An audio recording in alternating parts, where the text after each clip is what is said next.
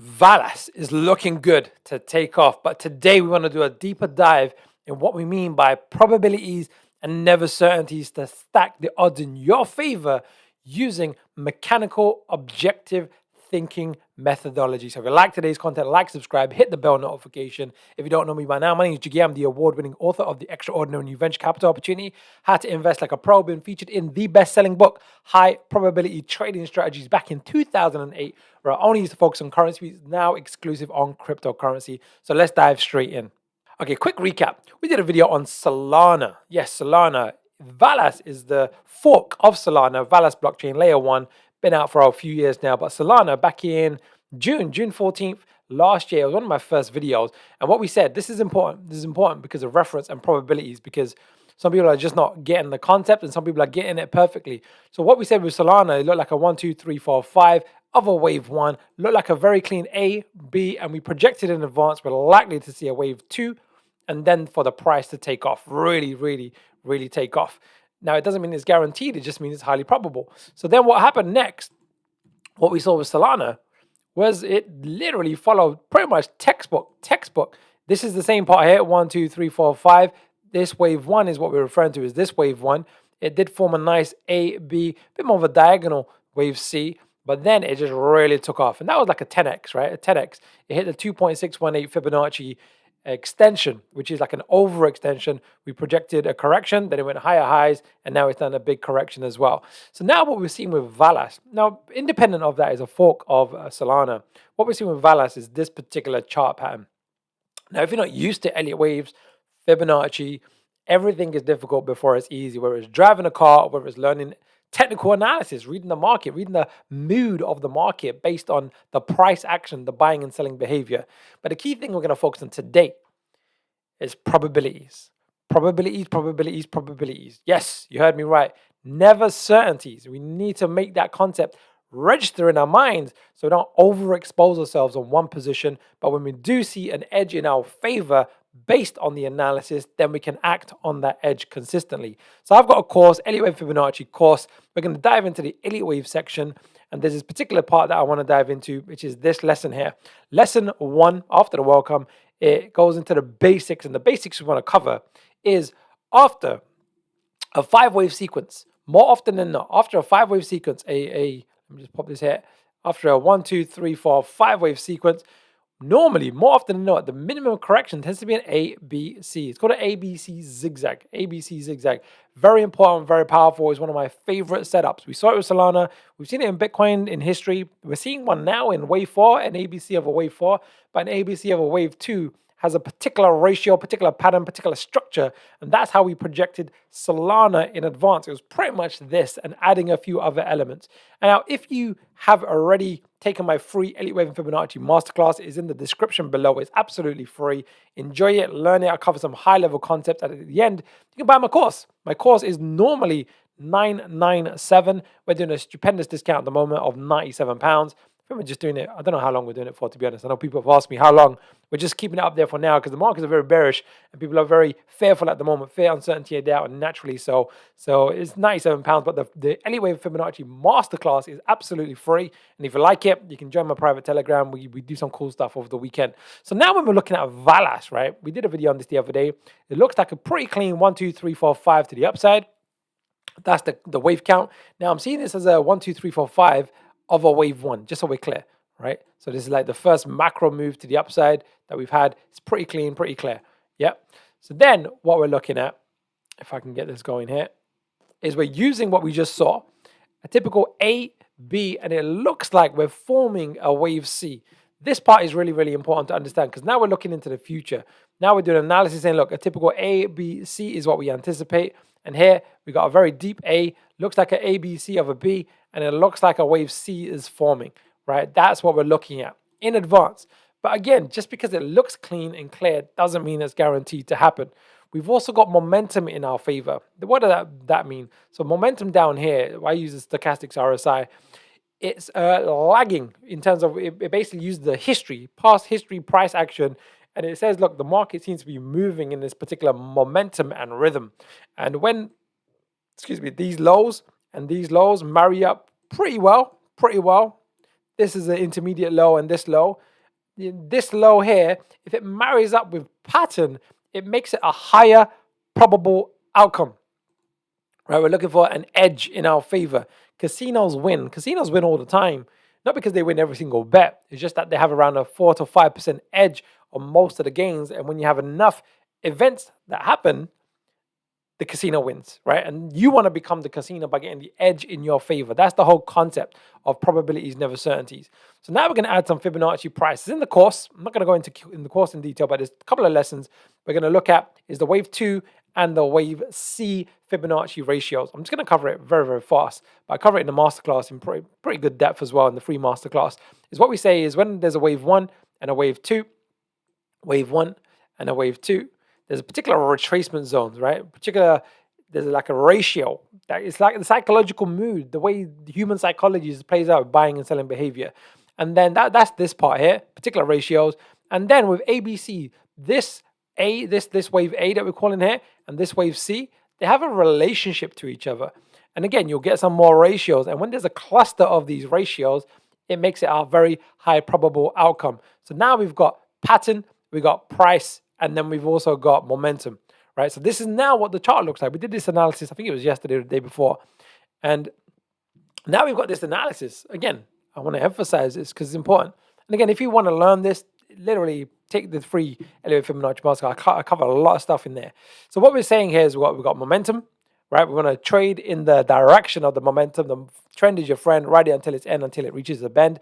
We are looking for a trend reversal. We've got pattern, which is a wave 2, a wave C, and a 1, 2, 3, 4, 5. So that's a 5 of a C of a 2. That's what that means over here.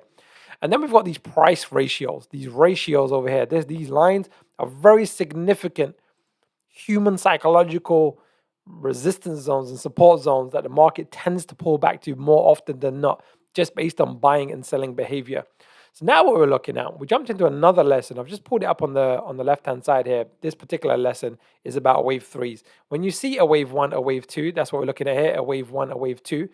If it does hold as a wave 2 and it does take off, there's a particular common ratio, and the minimum wave 3 is a 1.618 ratio, right? Which is also referred to as 162%.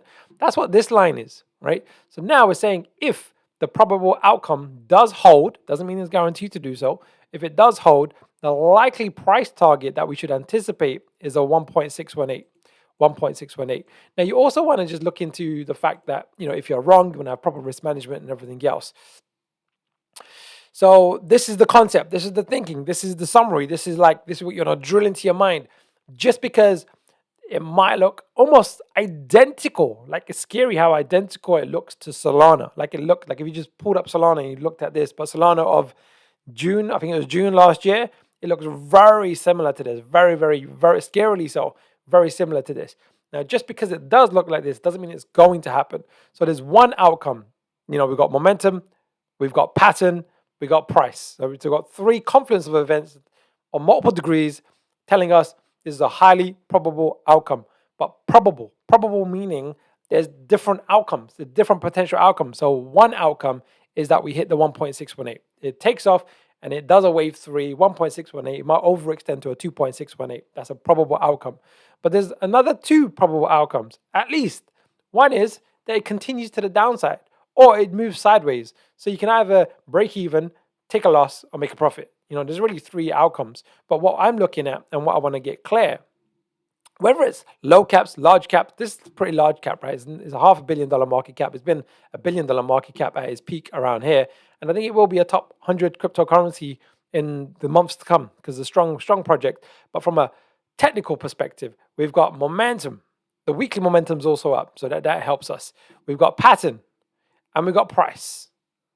And one of the outcomes is that we're likely to see a wave 3. That's one of the outcomes.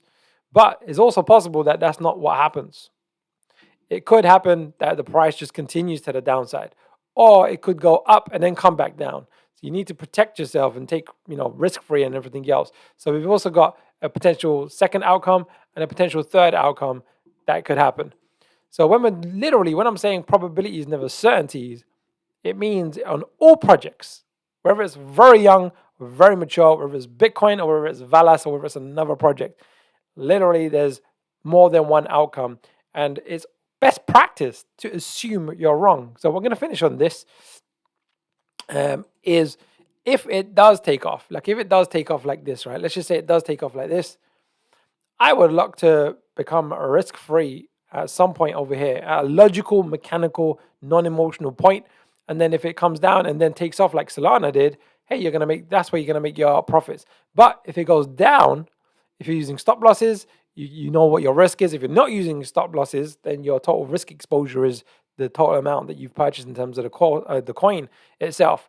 So there you have it. Probabilities, never certainties. That's what we do over here. So like, subscribe, hit the bell notification. Let me know how you found today's content, because today was all about Velas is looking healthy, but it's beyond Velas. We're looking at different projects. Bitcoin is likely to still make another dip to the downside below 35,000. We're not going to be optimistic for the market. It's going to be the opposite of optimism, which is fear. It's going to literally drive that depression down if that occurs. But it hangs together with a lot of these outcomes. But we're looking for an edge, a high probable outcome, pattern, price, momentum.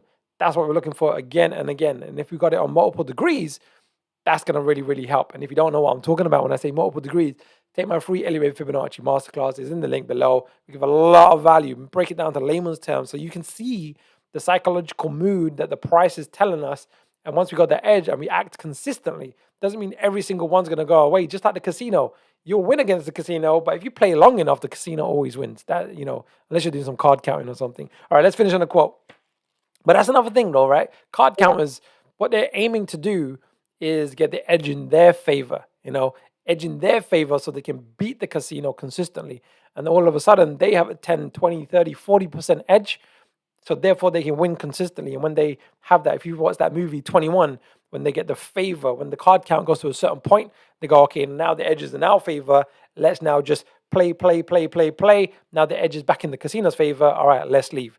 So we're looking for, let's not play until the edge is in our favor. Momentum, pattern, price, bang.